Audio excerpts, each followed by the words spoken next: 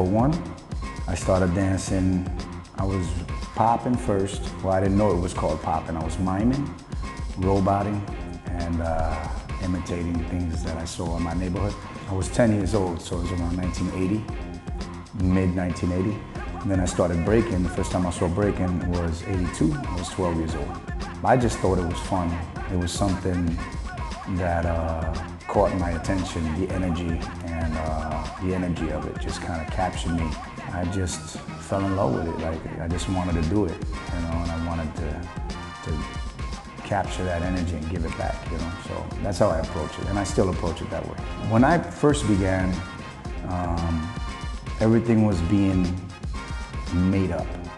Everything was being developed. There was things already developed, but there wasn't a lot of videos, so we were making new things out of older things and making new things out of mistakes.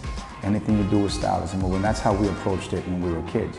We would improvise and try to land. No matter where we landed, we made sure we landed looking good. Even if we crashed, it would be a freeze, you know, just a freeze right away.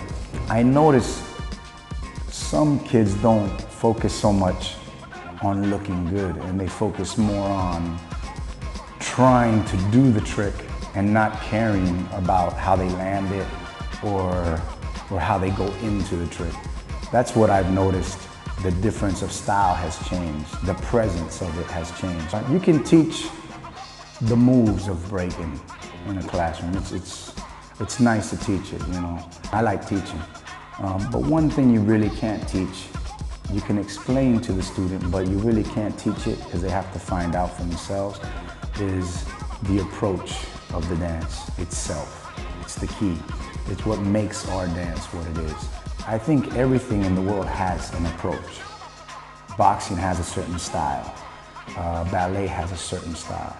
If I learn how to do a pirouette, but I don't do it like them, they're gonna tell me that I'm not a ballet dancer, and I can't argue with them. Other dancers can say that. You know, jazz dance, if you don't capture the essence or the approach of jazz, then you're not a jazz dancer, you know. It's the same way with breaking. There's an approach. I've taught ballet dancers that are on Broadway or off Broadway, and they want to incorporate breaking in their show. They've hired me. I worked with them for 4 months.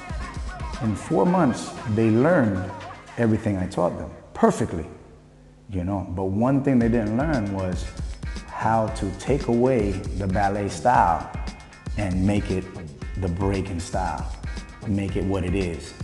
And they did every move perfectly, you know, what I taught them, except one thing.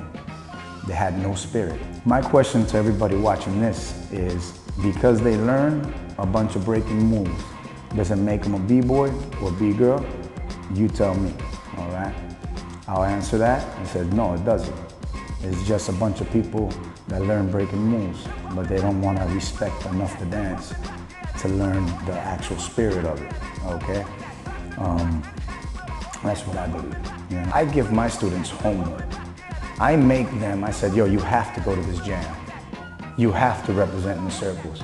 Because in a classroom, they won't get experience. Battling here is battling safe, what I call safe. It's a box. You're in your safety box. But once you're on the street, there's no one to save you. So it's yourself, the floor, and the music. You're alone. If you win, you learn something. If you lose, you learn something. So, but you must challenge yourself to a battle. Not a competition. Competitions are good. But for me, in a circle, there's no time. Like, okay, stop the battle. No, there's no judges. There's nothing. You have to use your humility, your humbleness, and be honest and say, you know what? I lost that. You know what? I won that. It's like you have to be honest to yourself, and then you go back home and you practice. There's no real school for it. I learned by somebody dissing me, somebody attacking me.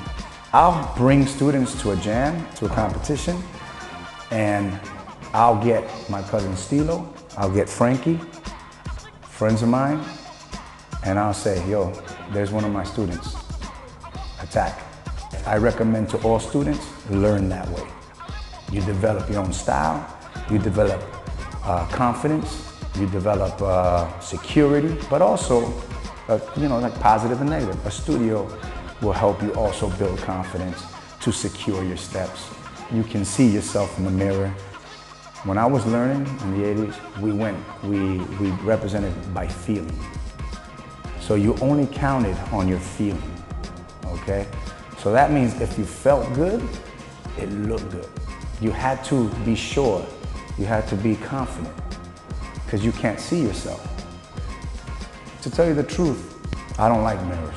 Kids can look at themselves and create a mask and imitate what they see.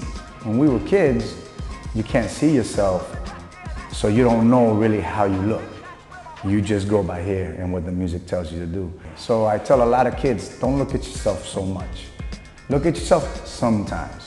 Depend on feeling, depend on your spirit and your confidence. It's very important to really get to know the past, because most of the past for most of the world is the movie Beat Street and Wild Style, and that's the most of the past, because that's the media.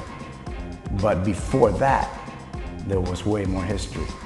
So it's important to find out about that, and because we need to know where we come from. A lot of our pioneers, they're alive, but a lot of them are passing. Frost the Freeze just passed, rest in peace. He was an encyclopedia, and if nobody in interviews asked the right questions to him, we never know the people he learned from, Who was the first he saw in the 70s or 60s? Most people hear Rocksteady, New York City Breakers, this, that. There's a lot of other people that were the ones that Crazy Legs watched or Ken Swift watched before them, And a lot of these people are alive. So it's really important to document their history, because, there's so much to learn. That is why we're never on a higher level. That's why ballet doesn't respect us as a legitimate art form. There's not a lot of good teachers that can talk about history, or be honest about history, because breaking has a lot of ego and pride. So I hope in years to come, people learn to be humble and learn to give respect to the people before us and the people after us. Our story, I want it to be told the way it is and have it in the books. That's what I wish in the next 10 years.